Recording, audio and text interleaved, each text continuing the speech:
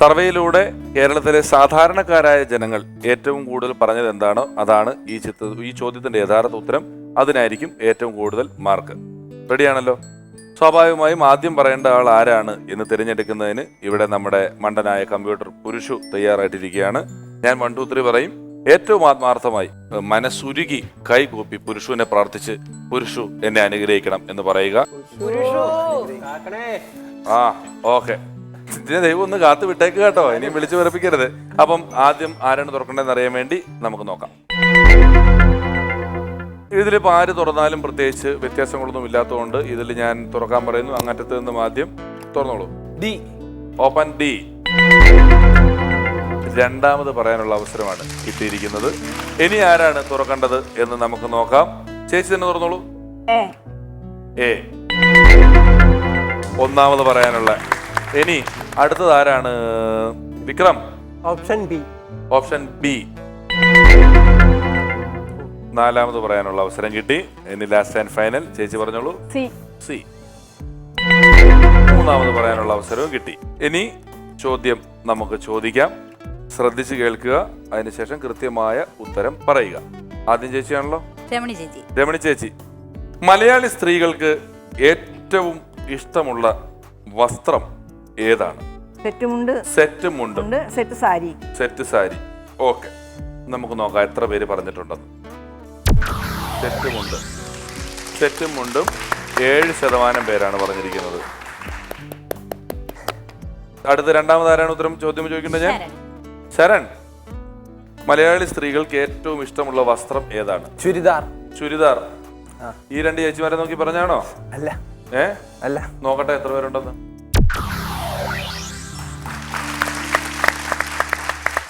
%30 പേര് പറഞ്ഞിട്ടുണ്ട്. ചുരിദാർ ഇട്ടുകൊണ്ട് വന്നിട്ട് സെറ്റും മുണ്ടും അല്ലേ? കൊള്ളാം. ഇനി അടുത്തതാരാണ് ചോദിക്കേണ്ടത്? ഡിജെ. അതിപ്പോ ഇനി ഡിജെ അങ്ങ് ഫിക്സ് ചെയ്യാന്നേ. ന്യൂ ഇയറിന് അന്ന് രാത്രി 12 മണി വരെ ഇന്ന് ഡിജെ വായിച്ചു എവിടെയും പോയി നിന്നിട്ട്. അങ്ങനെ ഒരു ഇതുണ്ട്, വയനാട്ടിലാണ് എന്റെ ഏച്ചി. അപ്പൊ അവിടെ ഏച്ചിയുടെ ഹസ്ബൻഡിന്റെ അവിടെ ഫ്രണ്ട്സിന്റെ കുട്ടിയുടെ മാരേജ്. അപ്പൊ ആരോ ഏച്ചിനെ വിളിച്ചിട്ട് പറയാ, നിന്റെ അനിയത്തി വരുന്നുണ്ടോ എന്താ വെച്ച്, DJ ഡാൻസ് ഉണ്ട് എന്ന് പറയുന്നുണ്ടായിരുന്നു. അവിടെയാ DJ എന്ന് വെച്ചാൽ ശരിക്കും ചില കല്യാണ വീട്ടിലൊക്കെ ദ്രോഹിക്കാൻ ജനിച്ചവെന്നാണ് അതിന്റെ അർത്ഥം. വർഷങ്ങൾ 20 വർഷം കഴിഞ്ഞൊക്കെ അമ്മാനും മോളും കൂടെ കണ്ടുപിട്ടിട്ട് കാണാൻ പറ്റിയില്ലല്ലോ, ഡുംചിൽ അടിച്ചിട്ട് മിണ്ടിക്കത്തില്ല അവരെ തമ്മിൽ അങ്ങോട്ടും ഇങ്ങോട്ടും. പെട്ടെന്ന് തുറന്ന ഇപ്പൊ ഞാൻ കാര്യം പറഞ്ഞുതരാം. സാരി നോക്കട്ടെ. 28% പേര് പറഞ്ഞിട്ടുണ്ട്. സ്വാഭാവികമായിട്ടും വിക്രം. മെയിൻ കാര്യങ്ങളെല്ലാം പറഞ്ഞു. ഇനി എല്ലാം പറഞ്ഞു. ഇനി ആലോചിച്ചാൽ ഇനിയും ബാക്കിയുണ്ട്. നമ്മുടെ നാട്ടിൽ ഒരുപാട് പെണ്ണുങ്ങൾ അങ്ങനെ പലരും കിട്ടുകൊണ്ട് നടക്കുന്നുണ്ട്. ജീനും ടോപ്പും. ജീനും ടോപ്പോ അല്ലെങ്കിൽ ലെഗിങ്സ് ടോപ്പ് അങ്ങനെ.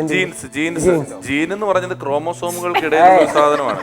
അത് ജീൻ എന്ന് പറഞ്ഞിട്ടേ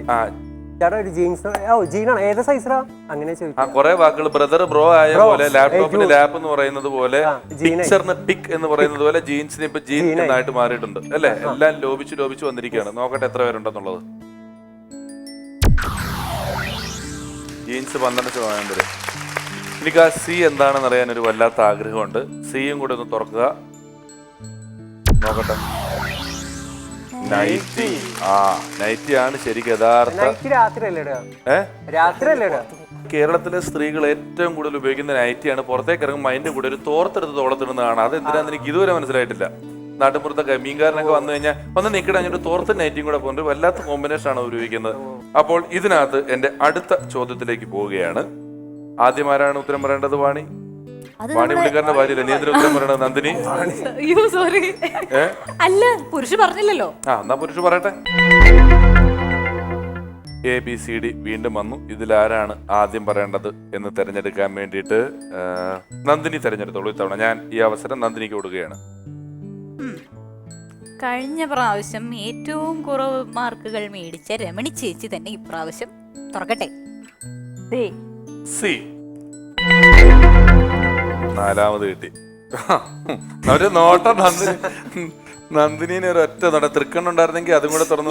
ചാൻസ് തന്നല്ലേ ചേച്ചി? ഇങ്ങനെ വന്നിട്ട് കാര്യമുണ്ടോ നന്ദിനി? അടുത്തത് മനു.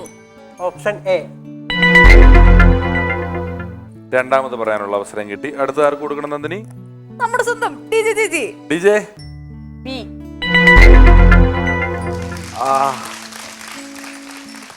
അടുത്തത് ശരൺ.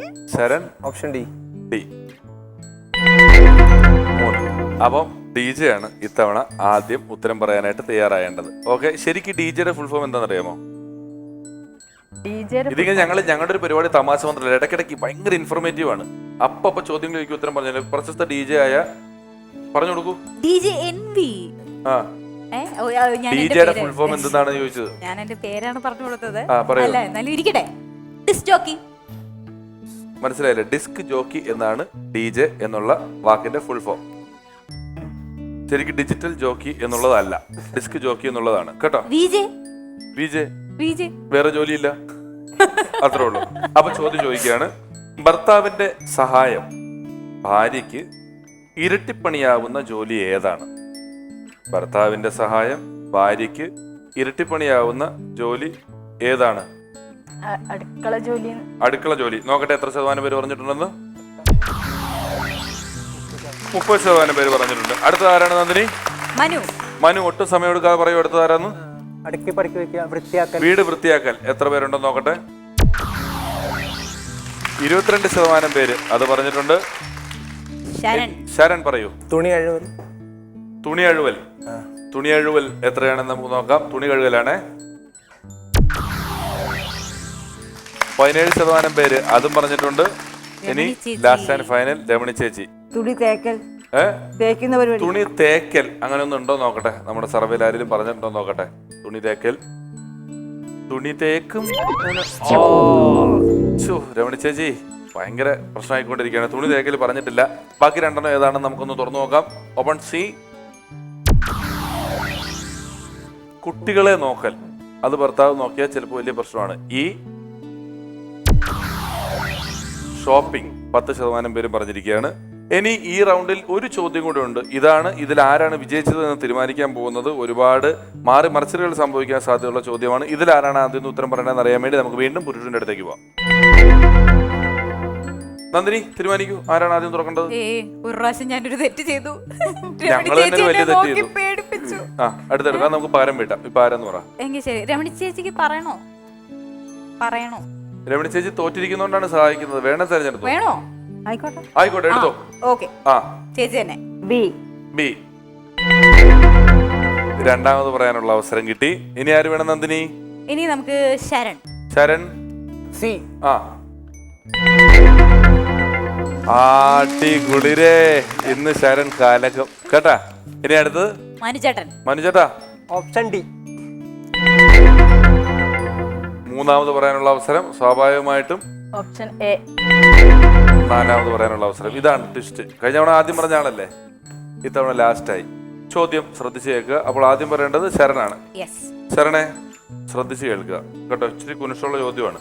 വളരെ കാര്യമായിട്ട് ഉത്തരം പറയണം. അധികമായാൽ അമൃതും വിഷം, അധികമായാൽ ആപത്താകുന്നത് മറ്റെന്തൊക്കെയാണ്? ആപത്ത് മീൻസ് എങ്ങനെ വേണമെങ്കിലും, എന്ത് കാര്യങ്ങൾ വേണമെങ്കിലും, ഏത് വിഷയത്തിൽ വേണമെങ്കിലും ഉത്തരം പറയാം. മരുന്ന് ഒരുപാടായാൽ ആപത്താണ്. മരുന്ന് പറഞ്ഞോട്ടെ. പറഞ്ഞു, ഏകദേശം പറഞ്ഞ അവസ്ഥ തന്നെയാണ്. ഇനി മാറ്റാൻ പറ്റില്ല. മരുന്ന് എത്ര പേര് പറഞ്ഞിട്ടുണ്ടോ നോക്കട്ടെ.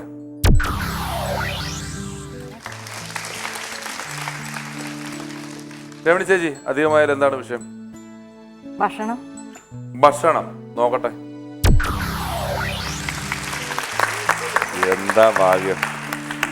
ഇതിപ്പോ ഞാനെന്തോ തെറ്റിയത് പോലെയല്ലോ എന്നെ നോക്കണേ. ഇത് 30% നല്ല മാർക്കല്ലേ. ഒന്ന് ചിരിച്ചൂടെ? ഒന്ന് ചിരിക്ക്. ഒന്നുകൂടെ അങ്ങനെ കാണിച്ചേ. പണ്ട് നല്ല വഴക്കാളിയായിരുന്നല്ലേ. ഇപ്പൊ ഏതാണ്ട് അല്ലാത്ത പോലെ. അടുത്ത ആള്. അടുത്തത് മനു. സമ്പത്ത് അധികമായാലും അതൊക്കെ ഭയങ്കര philosophical thoughts. It is grateful. നോക്കട്ടെ. അങ്ങനെ അധികമായാലും ആരും പറഞ്ഞിട്ടില്ല. സമ്പത്ത് എല്ലാവർക്കും വേണമെന്ന് ആഗ്രഹമുണ്ട് കേട്ടോ. സമ്പത്ത് കാലത്ത് ആപത്ത് വന്നാൽ ആപത്ത് കാലത്ത് നമ്മൾ എന്തോ ചെയ്യും? ഒന്നും ചെയ്യാനില്ല, പണി പാളി പോകും. അടുത്തത് പറഞ്ഞോളൂ. ഡിജെ ചേച്ചി പെട്ടെന്ന് പറ. അധികമായാൽ എന്താണ്? കുട്ടികളെ ലാളിക്കുന്നത് അധികമായാൽ. കുട്ടികളെ ലാളിക്കുന്നത് അധികമായാൽ. നോക്കട്ടെ, അങ്ങനെ ഒരു പറഞ്ഞിട്ടുണ്ടോ ഒന്ന്. ആരും അങ്ങനെ പറഞ്ഞിട്ടില്ല. നമുക്ക് ഇനി ആരും തുറക്കാനില്ലല്ലോ. അപ്പൊ സ്വാഭാവികമായിട്ട് മറ്റു 3 എണ്ണം എന്തൊക്കെയാണെന്ന് നോക്കാം. Open B. ആഗ്രഹങ്ങൾ അധികമായാൽ പ്രശ്നമാണെന്ന് പറഞ്ഞു. അത്യാഗ്രഹമാവും ആഗ്രഹം അധികമായാൽ. Open D. സംസാരം അധികമായാൽ ഭയങ്കര പ്രശ്നമാണ്. അതൊരു പ്രശ്നമാണോ ചേട്ടാ? സംസാരം അധികമായാൽ പ്രശ്നമാണ്. അത് തന്നെയാണ് എനിക്ക് തിരിച്ചും പറയാനുള്ളത്. Open E.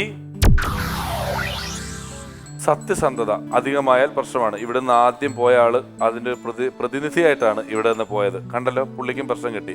അപ്പോൾ നമ്മുടെ ശരിക്കും ശരിയല്ല എന്ന് പറയുന്ന റൗണ്ട് ഇവിടെ അവസാനിക്കുമ്പോൾ ഇതിൽ ആരൊക്കെയാണ് ഏറ്റവും കൂടുതൽ മാർക്ക് മേടിച്ചത്? ഈ കൂട്ടത്തിൽ നിന്നും ഒരാൾ ഇപ്പോൾ തന്നെ നമ്മളെ വിട്ടു പോകും. അതാരാണ് എന്നിവ അറിയാൻ ഇപ്പോൾ തന്നെ നമുക്ക് പുരുഷനോട് ചോദിക്കാം. Deeja V 58, Ramani Venugopal 37, Sharan A 67, Manu Haridas 34. പറഞ്ഞിട്ട് കാര്യമില്ല. നമ്മൾ കണ്ടിട്ടുള്ളതിൽ വെച്ച് ലാസ്റ്റ് 30 കിട്ടിയിട്ടാണ് ചേച്ചി രക്ഷപ്പെട്ടത്. അത് വേറെയും ഉണ്ട്. ട്വിസ്റ്റോടെ ട്വിസ്റ്റാണ്. അപ്പൊ മനു വരൂ. മനുവിന്റെ മുഖത്ത് ഇത്ര നേരം ഇല്ലാത്തൊരു വലിയ വാട്ടം വന്നു പെട്ടെന്ന്. അത് വരാൻ പാടില്ല. ചിരിച്ചേക്ക്. എവിടുന്നാ മനു വന്നത്? ഈ അവസരത്തിൽ എന്താണ് ഞങ്ങളോട് പറയാനുള്ളത്? എനിക്ക് ഈ വേദി തന്ന ഡയറക്ടർക്കും പിന്നെ പ്രൊഡ്യൂസർമാർക്കും പിന്നെ മെയിൻ തിങ് നമുക്കിപ്പോൾ പിഷാരയുടെ ഒപ്പം നിൽക്കാനും ഒരു ചാൻസ് കിട്ടി. വളരെ സന്തോഷമുണ്ട്. ആയിക്കോട്ടെ, ഞാനിവിടെ ഇരിക്കുന്നു. പിന്നെ ഇങ്ങനെ സ്റ്റേജ് പങ്കിടാൻ വളരെയധികം സന്തോഷമുണ്ടായി. പിന്നെ എൻ്റെ ഫാമിലി, എൻ്റെ കുട്ടി, വൈഫ്, എല്ലാവർക്കും. കുട്ടിയുടെ പേരെന്താ? ധ്രുപത്. ധ്രുപത്, നല്ല പേരാണല്ലോ. ധ്രുപതിന്റെ വിറയാർന്ന കേൾക്കാം. ഇങ്ങനെ പഴയ സംഗീതജ്ഞൻ അല്ലേ? ഇവിടെ വരുമ്പോ എന്തൊക്കെയായിരുന്നു പ്ലാൻ? ഇതൊക്കെ കിട്ടുമെന്നുള്ള ഒരു പ്ലാൻ മനസ്സിലുണ്ടായിരുന്നു? ഈ ഒരു പ്ലാറ്റ്ഫോം നമുക്കൊന്ന് ജിമ്മിൽ പോകാറുണ്ടോ? ജിമ്മിൽ പോകാറുണ്ട്. എത്ര നേരം കളിക്കും ജിമ്മിൽ ഒരു ദിവസം? കണ്ടാലറിയാം, അതുകൊണ്ടാണ് ഞാൻ ചോദിച്ചത്. ജസ്റ്റ് ഒരു 1.5 hour, 1.5 മണിക്കൂർ. Just 1.5 hours, 10 minute. ഞാൻ ജിംനേഷ്യത്തിൽ കിടന്നുറങ്ങിയിട്ടുള്ള ആളാ. ഉറങ്ങിപ്പോയി. മറ്റേ വെയിറ്റ് എടുക്കുന്ന കട്ട പൊക്കണതിന് മുമ്പ് സൈഡിൽ വെച്ചിട്ട് ചെറിയൊരു മത്സരം തന്നെ ചെയ്യാൻ പറ്റുമോ? ചെയ്യാം. ട്രൈ ചെയ്യാം. അത് ഇങ്ങനെ നമ്മൾ നിൽക്കുകയല്ലേ, ഇങ്ങനെ നിന്നിട്ട് ഒരു കാലിങ്ങനെ പൊക്കി പിടിച്ചിട്ട് ഇങ്ങനെ ഇരുന്നിട്ട് ഇങ്ങനെ അതുപോലെ ഫുള്ളായിട്ട് എണീക്കണം. അതാണ് മത്സരം. നോക്കാം. ഇവിടത്തെ തന്നെ നിന്നോളൂ. ഒരു കാല് പൊക്കി പിടിച്ചോളൂ. നെയ്യാറ്റിൻകരയിലാണ് നല്ല മാർക്കറ്റ്. മൊബൈൽ പൊട്ടിക്കോട്ടെ, ജീൻസ് കീറിക്കോട്ടെ, ബെൽറ്റ് പൊട്ടിക്കോട്ടെ, നമുക്കൊരു വിഷയമില്ല. പക്ഷെ ഞങ്ങളുടെ മൈക്കിന്റെ കേബിൾ പൊട്ടിക്കരുത്. അതിന്റെ കാശ് വേറെ ഇങ്ങോട്ട് തരേണ്ടി വരും. ഒന്നുകൂടെ നോക്കിക്കോളൂ. അയ്യോ, പറ്റുന്നില്ല അല്ലേ? അപ്പൊ 1.5 മണിക്കൂർ ജിമ്മിൽ പോയിട്ട് എന്താ കാര്യം അല്ലേ? എന്തായാലും മനുവിനുള്ള സമ്മാനങ്ങൾ ഇപ്പൊ തന്നെ നന്ദിനി തരുന്നതായിരിക്കും. വീട്ടിൽ പോയിട്ട് ഇതൊന്ന് പ്രാക്ടീസ് ചെയ്തു. നല്ലതാ.